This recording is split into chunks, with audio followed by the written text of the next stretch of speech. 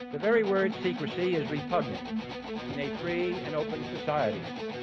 And we are, as a people, inherently and historically opposed to secret society, to secret oaths, and to secret proceedings. Waking humanity, one soul at a time. This is The World You Don't Know radio show with your host, Nick O'Connell.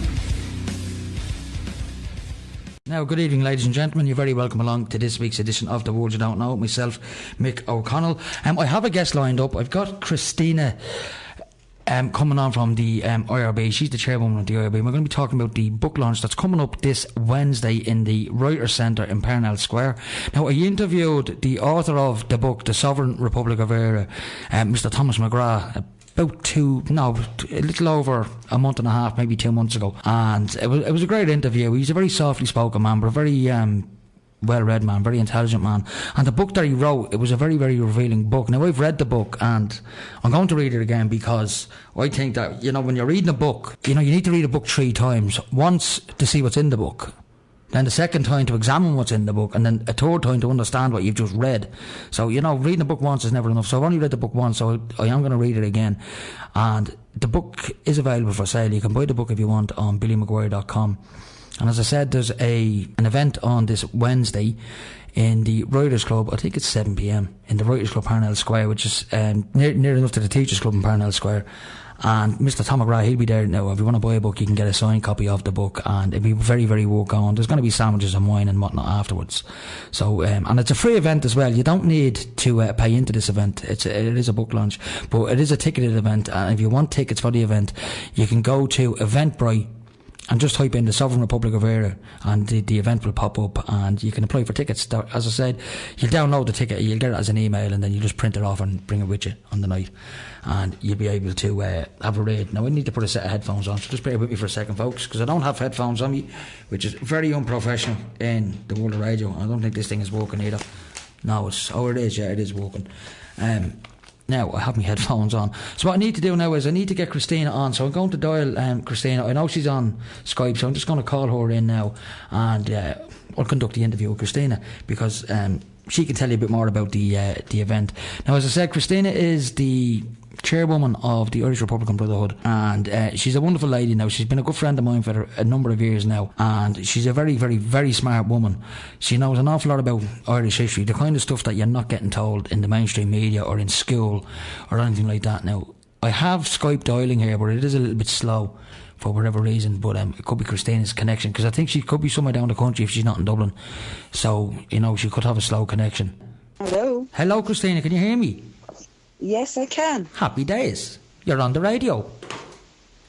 That's great. That's lovely. Now, this, ladies and gentlemen, is Cristína. Do you pronounce it, Cristína? Go on, one more time. Sorry, Mick. You almost had it. I'll try again. I have it written down here. I have the wrong glasses on, you see. That's the problem. Give me a second. Oh, I can't find it now. But I did have it. Right, hold on. Ní Dubhsláine. Yes. Haha, well done. Ní Dubhsláine. So I was always pronouncing it Dubhsláine, because I was pronouncing it how I thought it's like it was spelt, But so I never had to do Irish in school, much to my shame, because I wasn't born here, so I was exempt, and I done computers instead, while everybody else was having Irish beaten into them. Mm-hmm. But not all of us. No, we know. Yeah, that's what I love about you, Cristína. I'm because glad you got it, Mick. That you're the first one who has. Well, there you go, and I won't forget it now. And I'll keep practicing that every day till I get it right. So listen, Cristína, we've got the book launch on this Wednesday. Now, I had the pleasure of interviewing the book's author, Thomas McGrath, author of The Sovereign Republic of Eire, and I have to say, I've only read the book once. I don't know if you heard me saying that earlier on. I think all books should be read 3 times. First time to see what's in the book, second time to examine what's in the book, and then the third time to understand what was in the book. I think that's how books should be read. So I need to go back and read it a couple of more times to actually get it. But one of the most startling things for me in that book was he names who he believes is the real killer of Michael Collins. Yes, he does indeed. And the cover-up and the part that he played in that cover-up. I beg your pardon?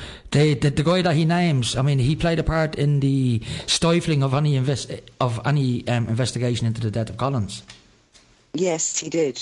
According to Tom's book and some very reliable sources that he has, that it appears to be the case, yes. And nobody is challenging him on any of that yet, have they? On a national level, no politicians have come out and said that's all, it's just BS and... Not as yet, anyway, but, I mean, there's 90 plus years now have passed by, and I suppose, like all things to do with that period of time in history, there was a lot of cover-ups. An awful lot of the information of that time was hidden, burned, damaged, destroyed, so that people would not know the truth. And then the airbrushed the real truth, I suppose, out of the history books, and with movies like Michael Collins, everybody in Ireland said, "Oh, that's a great movie," but there's a lot of propaganda in that film. Yes, but there's a lot of propaganda throughout that period of time in history. I mean, there is historical proof there of going way back to the sovereign government and how the Free State is not the legitimate heirs to that sovereign government, that they were imposed by the British. The Oireachtas under the Free State was imposed by the British, and there is information out there. You just have to know where to find it, I suppose. And it is out there. I mean, I discovered all this information myself. For any listeners out there who are wondering what's gone on in this country, I seen a brilliant video earlier on Cristína. I must find it again later and share it with you, because it sort of plays into what went on in this country, and it was about India. Prior to India being broken up into India and Pakistan, Kashmir, Bangladesh and all the other little countries. And how the British managed to divide and conquer them by, dividing up the people and putting those in minorities ruling over majorities and stuff like that, and causing all that dissent. And when I was saying that, I was saying, Jesus Christ, that's exactly what's gone on in this country. Exactly the same MO. Well, they've done that throughout any country they've colonised. If they didn't have free reign, they would divide and conquer. And mask freedom and mask independence. And, we have a huge history here of that sort of behaviour towards us as an Irish people perpetrated by the British. I'm not talking about the British people, I'm talking about those in control of the British government. And you have to remember as well, folks, that, these people that Cristína speaks of, although they may speak with British accents, they by no means hold any allegiance to the landmass that we know as Britain. These are internationalists, these people. They don't belong to any countries, do they? No, they don't. I mean, they just come in, take over and extract from the people as much as they can and subjugate the people under their legal terminology. And, they colonise countries, they impose their laws, they take away the language, and they destroy countries. I mean, as you said, they're not from any one given place. They're corporations. They come in and control. Now, Cristína, just I want to give the listeners, most of my listeners will be aware of what we're talking about, but there is always a new listener who says, who's going to be wondering what we are talking about. Do you want to give them a brief history of what went on in this country in the lead up to the Iraq that's been foisted upon us? Well, yes. I mean, you have to go back to the, I suppose, to the time the United Irishmen in 1798, and they were of non-religious, and they were from all walks of life, and they had a rebellion. You bring it up to the Young Irelanders rebellion. You bring it up to the inception of the Irish Republican and Fenian Republican Brotherhoods, and then within America and the Irish communities there and here, it took over 60 years to plan an uprising here in this country. Now, there was many divides, of course, within the organisations up to that particular time, but the focus was always remained that there would be a sovereign independent state established here in this country, which did happen. The rising of 1916 would have been part of all of that strategic plan. And then when the leaders were executed, that actually brought a lot of public, it turned the tide, I suppose, of the public awareness of what the leaders of the Irish Republican Brotherhood members were trying to achieve. And they gained an awful lot of support, more than they had actually anticipated. And this was in the 32 counties, not just the 26, as I want to get that straight for people.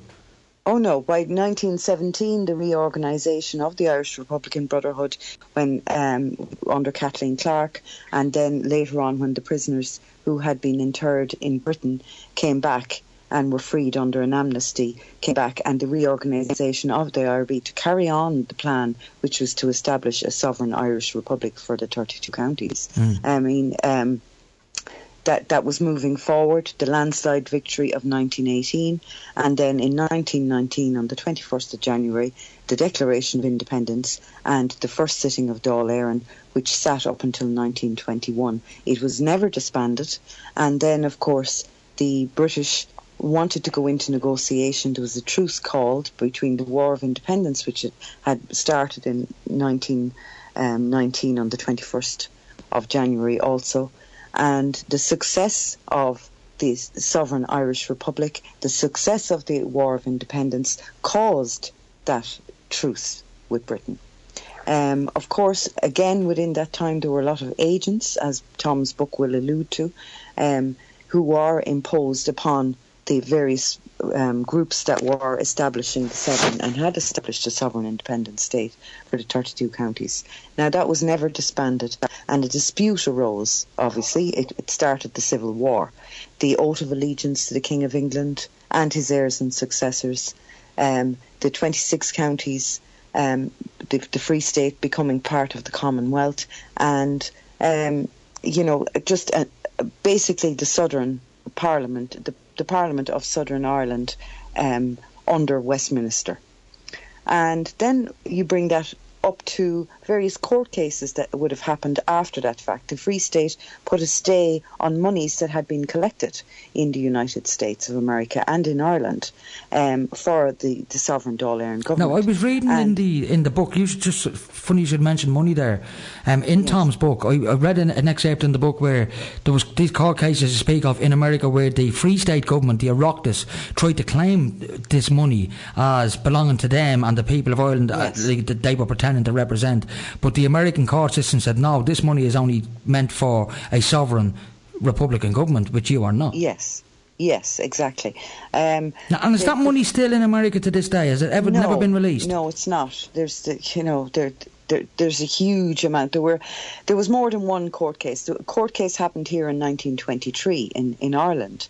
Don't forget, the Republican sovereign Dáil Éireann Republican courts had been established, and by 1923, under the Free State reintroduced the bar courts here in this country. You will see evidence of that on the British Pate reels, where the bar courts were brought back in to operate under the Free State. And it was through those courts that the Free State won the case that they could have control over the money that was raised here in Ireland for the Dáil loans. So effectively they granted themselves the money. So this is let me get this straight. This is a criminal outfit, so to speak, who were unlawfully putting themselves in a position of power, who unlawfully then set up their own courts and then unlawfully get them courts to side with them in a decision to take somebody else's money. Well, not just that. They had the might of the British Empire behind them. True. The state. They drafted 55,000 into the National Army, as it was called, under the Free State, to quash the Republic and to quash the people who voted twice for the Sovereign Republic of Eire. Not just in 1919, but subsequently as well they voted to maintain that government there, the first and second Dáil.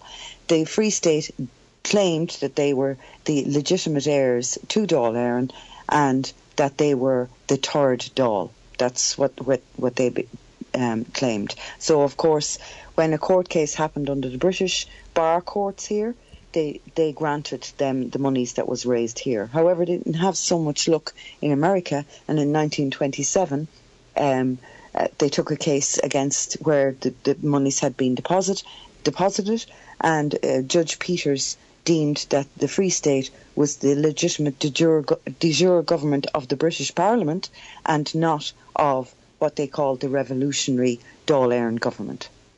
Now, they subsequently appealed and lost appeals, and they gave up. It took 10 years, but in that 10 years what they did was they prevented the sovereign government, which never had disbanded, access to the monies And as Billy Maguire would say, if you follow the money, you will see the outcome of it all.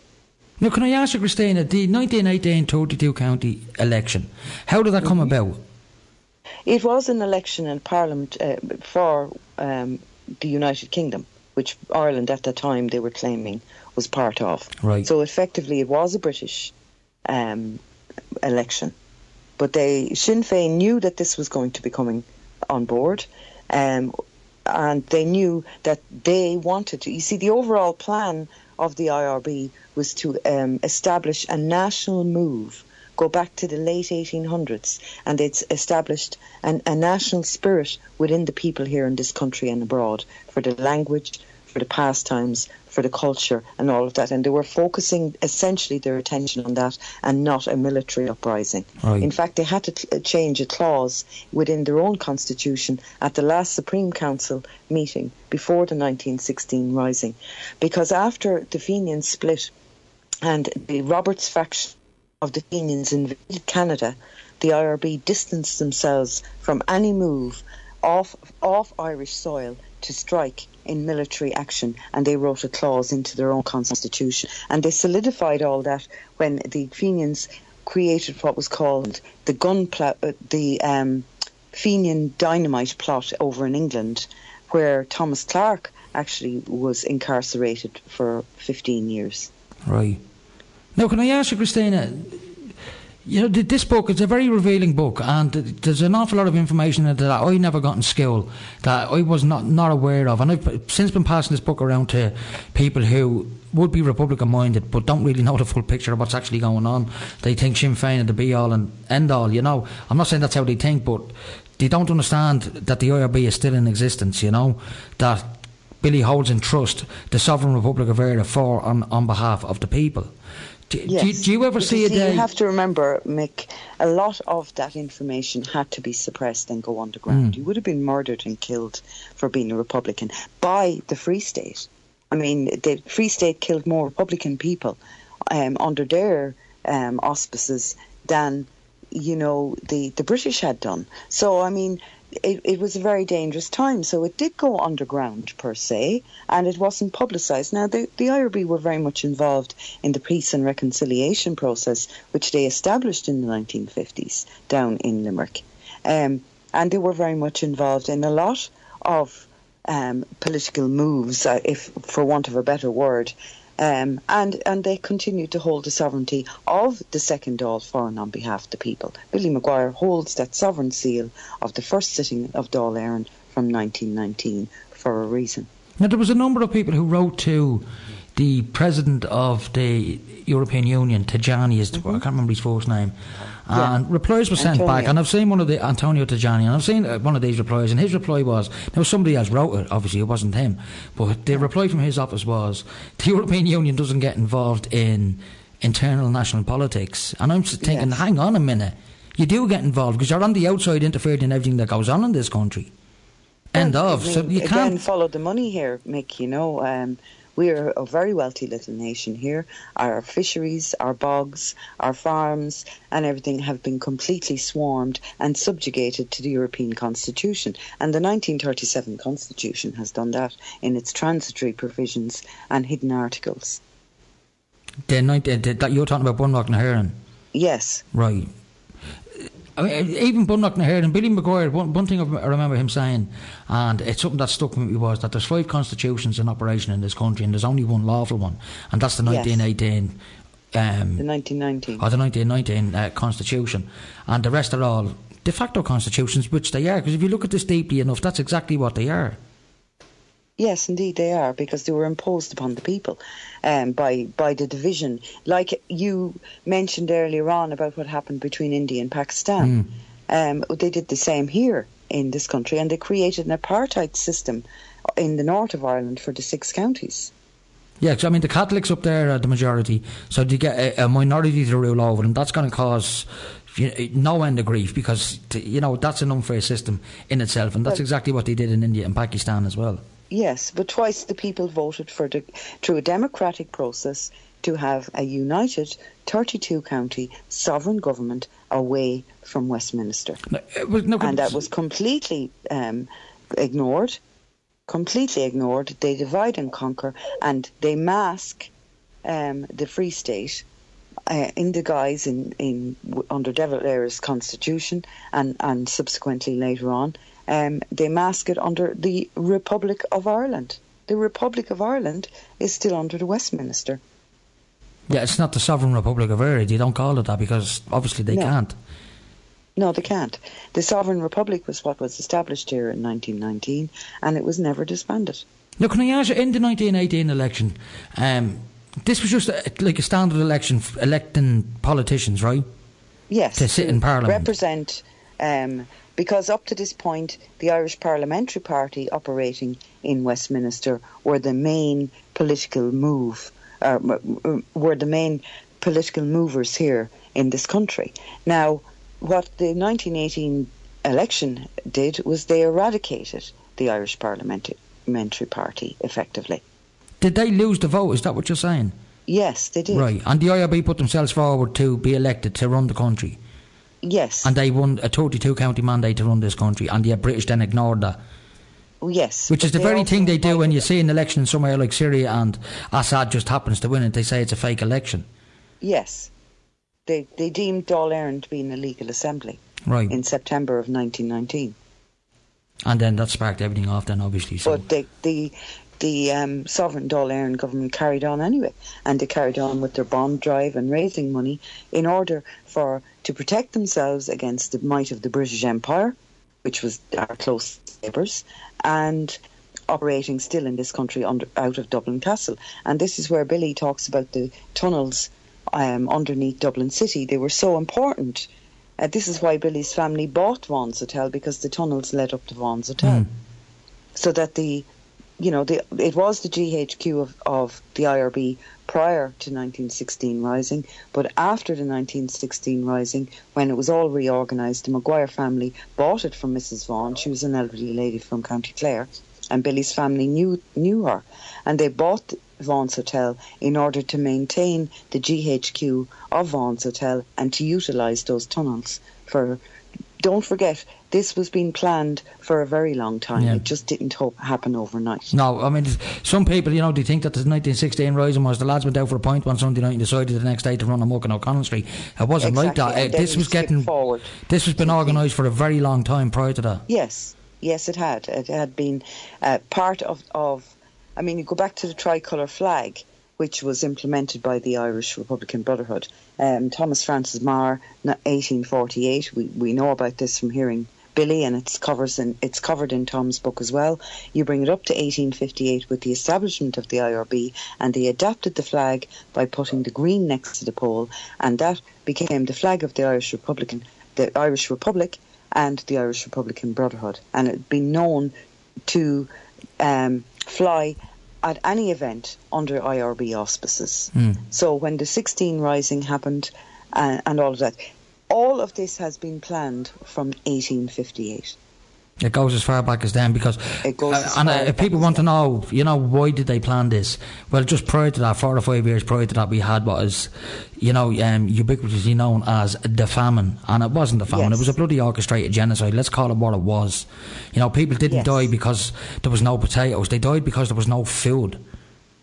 Yes, all kinds of food, because it was being removed.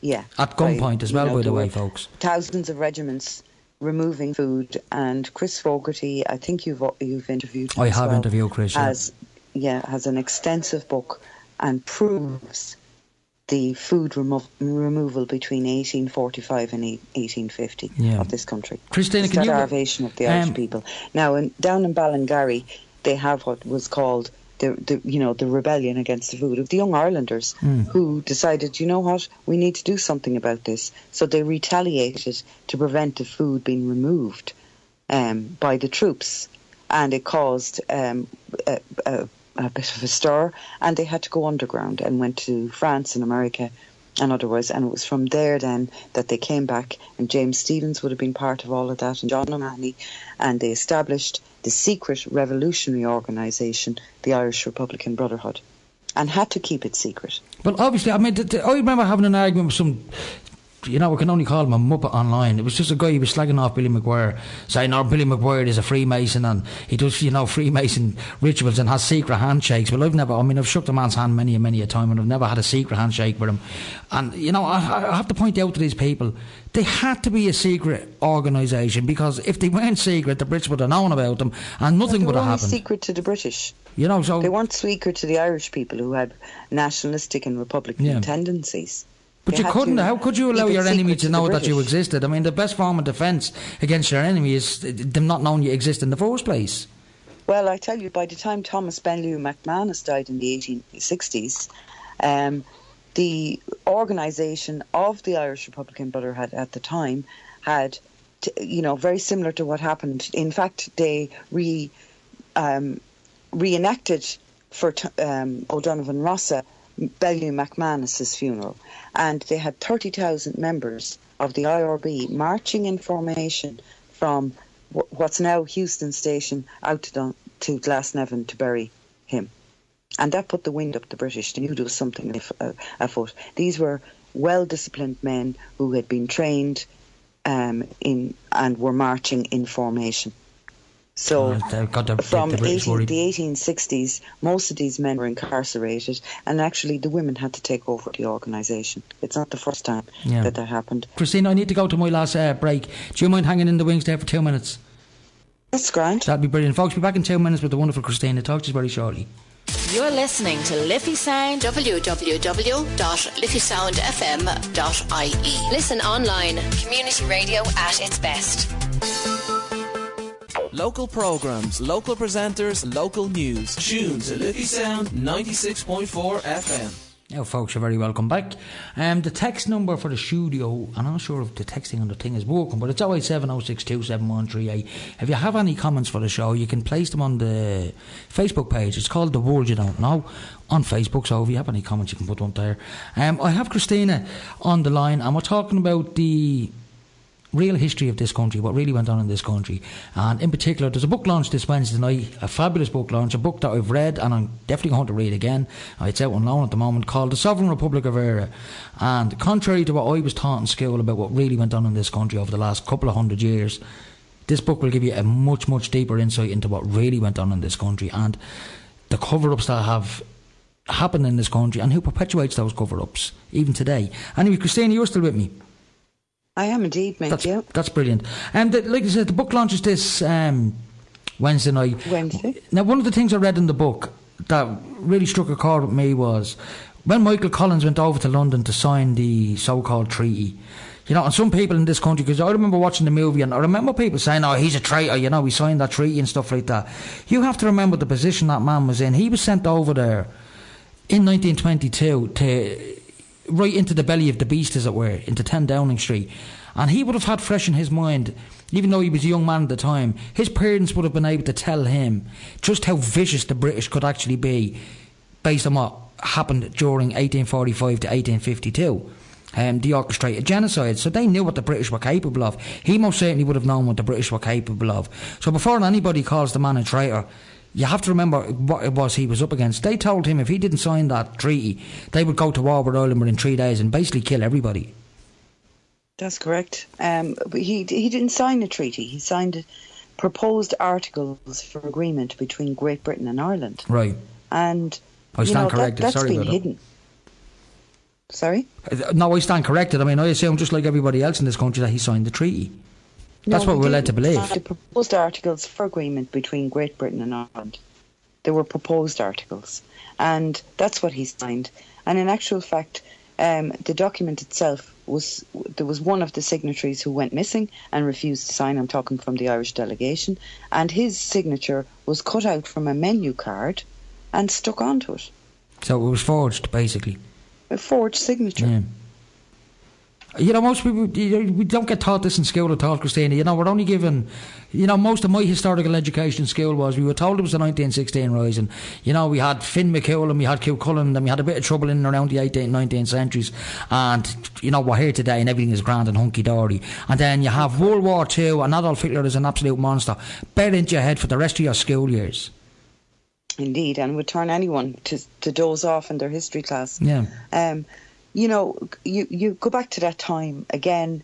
Michael Collins and the others who travelled on behalf of a delegation that went over to negotiate with the British, they were up against it for sure.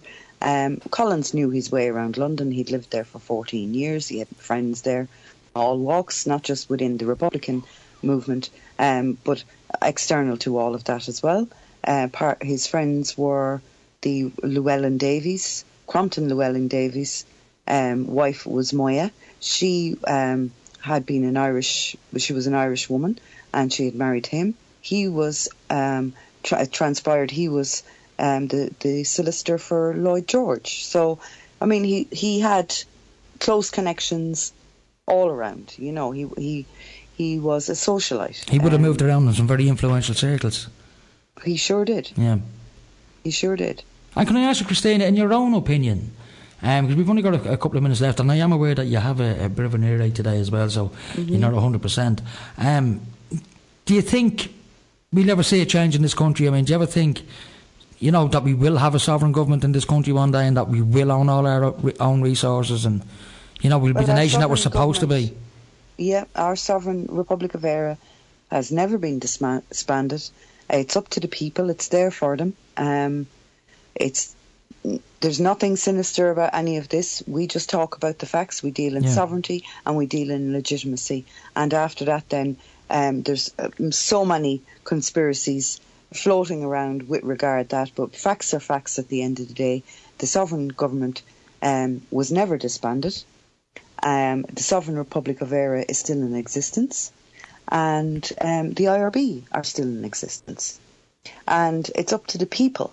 We hold the mandate for that, and it's up to the people to decide if they wish to have a sovereign government reinstalled in this country. Now, can I ask you, another thing that's in the book, I want to pick your brain about it. One thing Tom said that I found, I would have already known, I would have had an idea anyway, and most of us who talk about this kind of stuff do. When the British left here, they left behind at least 3,000 to 5,000 of their agents in this country to run this country. Now, he's talking about the civil service, obviously the civil service, and then influential business leaders and whatnot, you know, big employers and stuff like that. Do you think all the major political parties that we have now, Fine Gael, Fianna Fáil, the Labour Party, maybe even some of Sinn Féin, do you think that those who are in all of these parties now are the descendants of these 5,000 or whatever British agents who were left behind? I couldn't be sure about that, to be honest. I can't really answer that question. But what I will say is the Labour Party would have been the only party who would have moved forward from the 1919 election. The provisional Sinn Féin that are in existence today are not the Sinn Féin that were established by the Irish Republican Brotherhood. They refused to take their seats in Westminster or have anything to do with any form of British Parliament here, and that included the Free State as well as the Parliament in the Northern Ireland in Stormont. And that's where you had the Sinn Féin split back then, wasn't it? Because one half them went into your Oireachtas and says, should we line our own pockets while we're in here? Fine Gael and Fianna Fáil came out of the Free State. So before the Free State, the Oireachtas was foisted upon us in 1922. Fianna Fáil and Fine Gael didn't exist, is that what you're saying? Correct. Right. Well, I didn't know that now. That's something I wasn't aware of. I mean, you learn something new every day, I suppose, you know. Yes. It was something that I was unaware of. Now, do you want to talk a little bit? We've got about 3 minutes left. The book launch. Yes, do you want to tell the listeners when the book launch is, where it is, and what to expect? Yes, it's on Wednesday evening in the Writers' Centre in Parnell Square.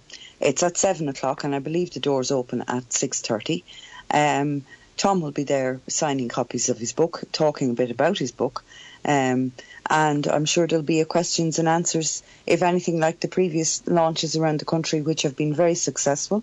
And, you know, there'll be a second run of Tom's book. The first edition is almost run out at this stage. And how many copies did you have printed for the first edition, if I may ask? A couple of hundred actually have been sold already, and a second printing has been ordered.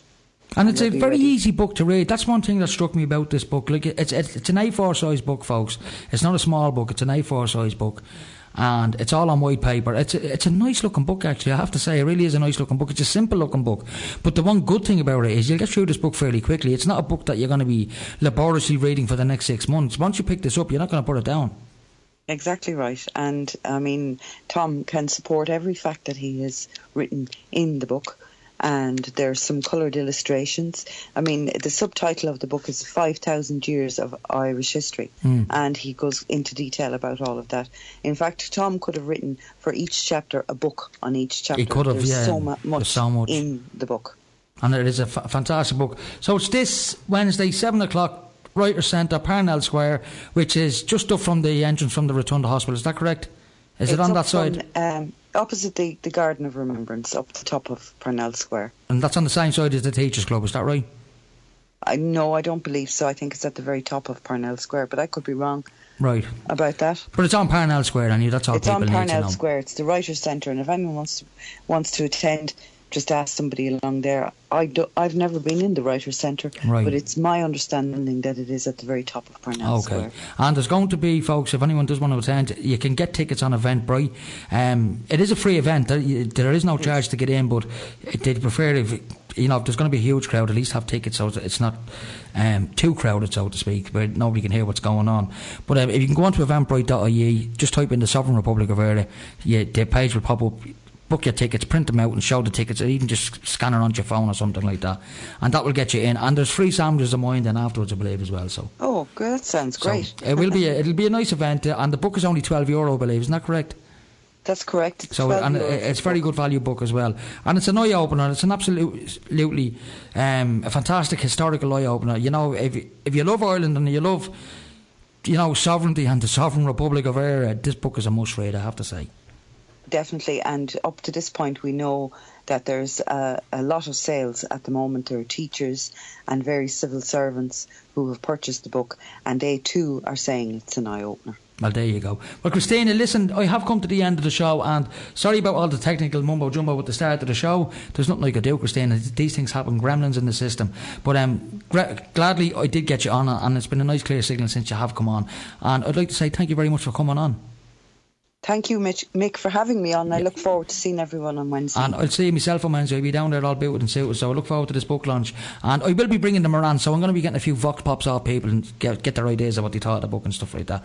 So fantastic. So it should be a good night. So I'll see you on Wednesday, Cristína. Thanks very much for coming on. See you then, Mick. All right, talk to you soon. Thank you, bye-bye. Now, ladies and gentlemen, that was Cristína Ní Dubhsláine. Anyway, it's Delaney, if you want to know what it is in English. It's Cristína Delaney. But she's a lovely woman. She's a great personal friend of mine, and she's an absolutely fantastic person. I have come to the end of the show, folks. This has been The World You Don't Know. And remember, as I always say on my show, the world is full of great people. And if you can't find one, be one. Until next time, talk to us all again soon.